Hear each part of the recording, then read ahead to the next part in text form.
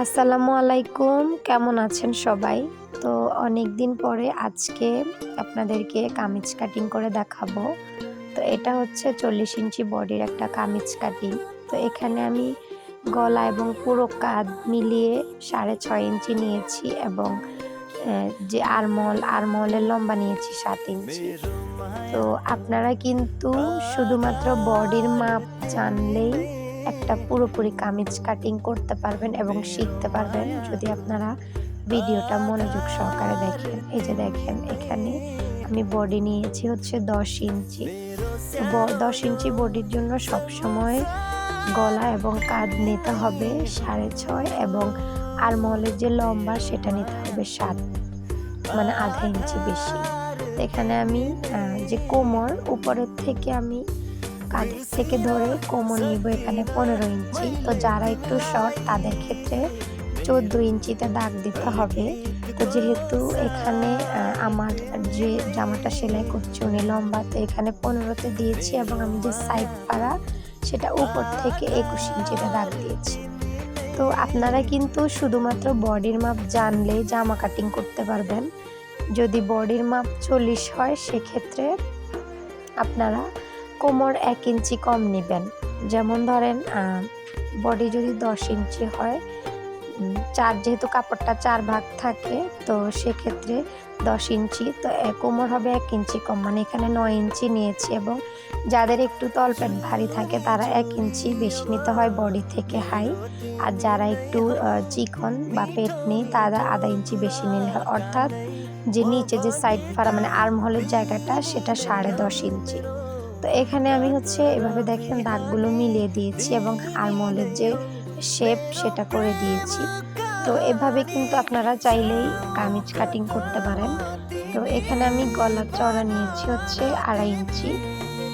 তো এখানে আমি 2.5 ইঞ্চিতে দাগ দিলাম এবং গলার যে লম্বা সেটা নিব আমি 6 ইঞ্চিতে দাগ দিব। তো এভাবে আপনারা গলা কাটিং করতে পারবেন। এই 6 ইঞ্চি গলা কিন্তু যার বডি 38 সেও দিতে পারে, যার বডি 36 সেও দিতে পারে। তো এভাবে করে হচ্ছে আমি এটা একটা প্রাণ গলা তৈরি করব। তো আমি প্রাণ গলার একটা শেপ দিয়েছি।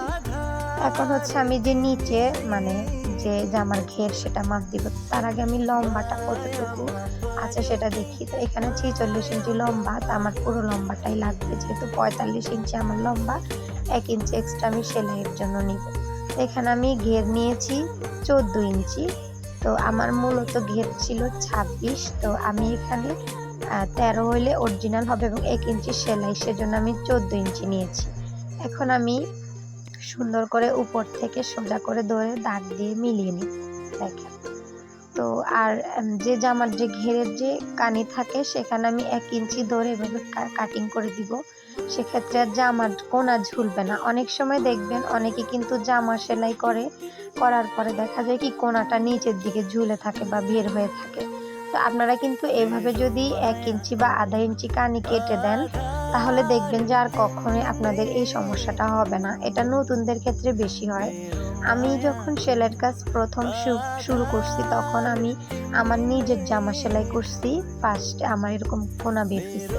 পরে আমি মানে বুঝতে পারছি যে আসলে ঘটনা এই জায়গায়, যে এই জন্যই হচ্ছে কানি না কাটার কারণেই টেনে টেনে সেলাই করার কারণে কিন্তু কোনাটা বের হয়ে থাকে।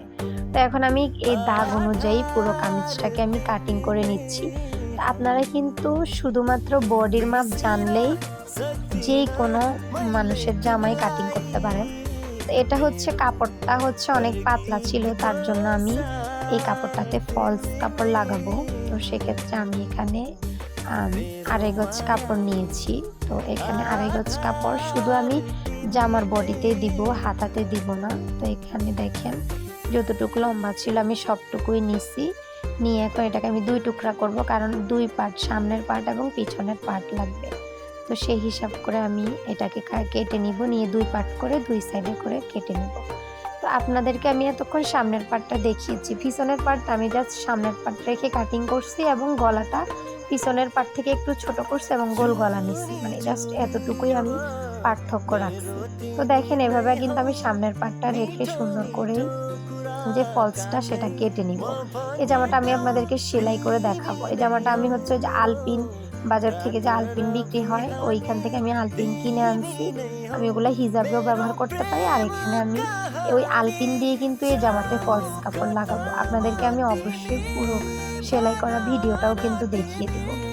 তো এখানে এই মাপ অনুযায়ী আমি সেমভাবেই কিন্তু ফলসটাকে কেটে নিব।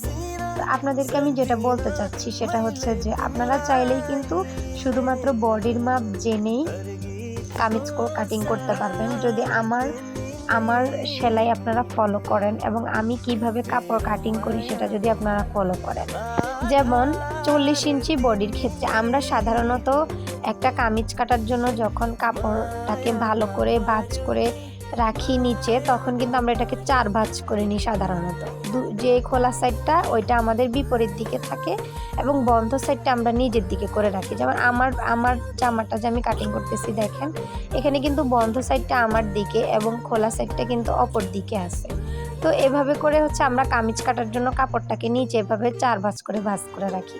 তো যদি আমাদের অরিজিনাল 40 ইঞ্চি বডি হয় সেক্ষেত্রে আমরা বডি নিই 10 ইঞ্চি, এবং আমাদের যদি 38 ইঞ্চি বডি হয় সেক্ষেত্রে আমরা বডি নিই 9 ইঞ্চি।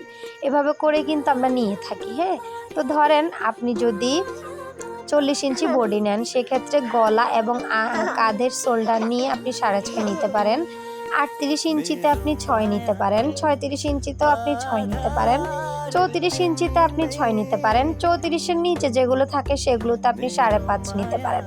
যেমন 32-এ 5.5 নিতে পারেন, আর 30-এ 5.5 নিতে পারেন। তো আজকে এই পর্যন্তই, ভিডিওটা শেষ। সবাই ভালো থাকবেন, সুস্থ থাকবেন, এবং আমি নেক্সট ভিডিওতেও কিন্তু আপনাদেরকে কামিজ কাটার বিস্তারিত আলোচনা করব। ধন্যবাদ।